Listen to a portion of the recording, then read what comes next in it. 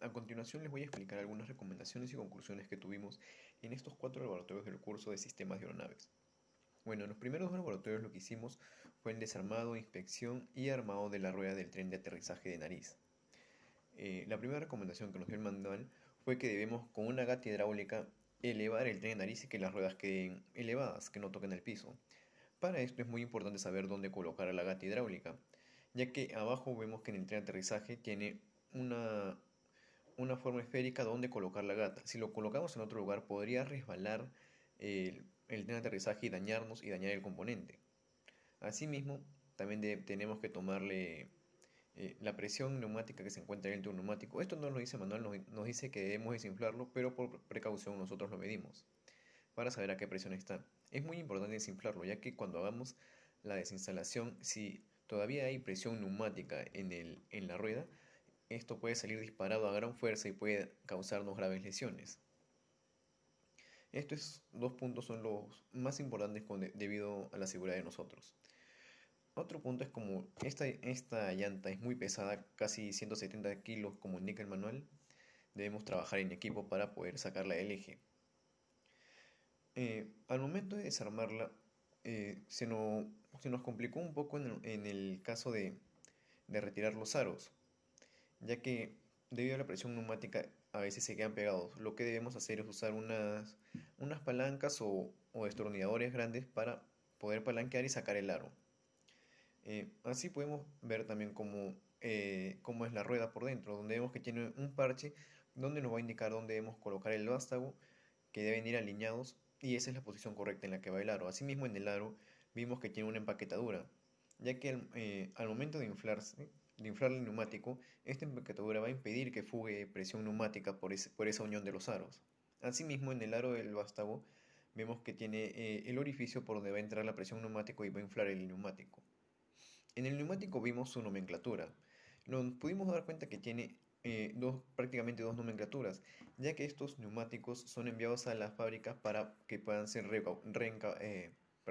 puedan volverse a encauchar, mejor dicho.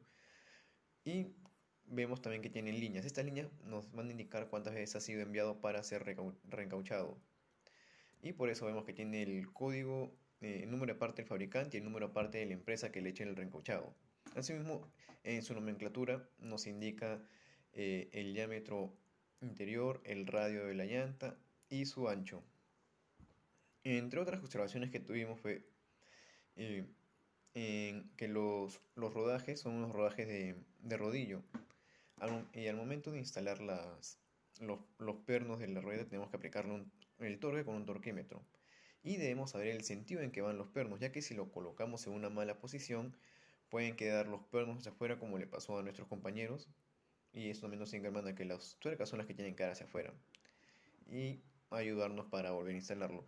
Más que todo es la interpretación que nosotros tenemos que dar al manual para poder ayudarnos a realizar una buena labor. Otra cosa que vimos fue los cables de seguridad. Existen dos métodos. El método simple, que es pasando un alambre alrededor de los pernos que forman una figura geométrica, como la que hicimos que era un círculo, también puede ser un triángulo o un cuadrado.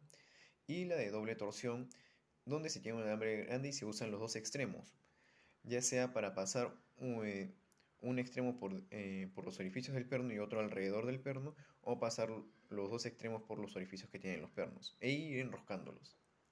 Lo más importante a la hora de realizar el cableado de seguridad es el sentido en que va a pasar el cable por el alambre, mejor dicho, por dentro de los orificios, ya que si no nos damos cuenta bien del sentido en que se ajusta o desajusta la tuerca, podemos colocarlo en un sentido que al momento de realizar la vibración, el alambre va a permitir que se desajuste. Por eso lo que nosotros tenemos que ver es que cuando haya vibración, este alambre impida que se desajuste el perno.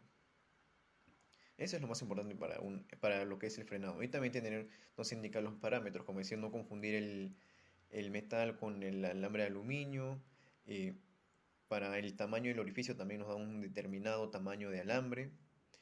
Y por último lo que vimos fue una simulación de presurización en cabina. Acá simplemente tenemos que seguir las indicaciones de la guía que prácticamente es nuestro manual y nos va a indicar que debemos tener una altitud de cabina para una altitud que va tomando la aeronave. Y esto no es simplemente meter presión y ya. Tenemos que ir induciendo presión al sistema a una determinada velocidad vertical para que no haya un exceso de presión.